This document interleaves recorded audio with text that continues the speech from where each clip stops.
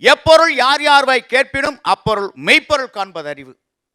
அறிவுக்கு வரையறை சொல்லும்போது, யார் சொன்னாலும், அவர் சொன்னாலும், இவர் சொன்னாலும், ஆண்டவனே சொன்னாலும், நானே சொன்னாலும் அப்படியே ஏற்றுக்கொள்ளாமல் உண்மையை தெரிந்து ஏற்றுக்கொள்.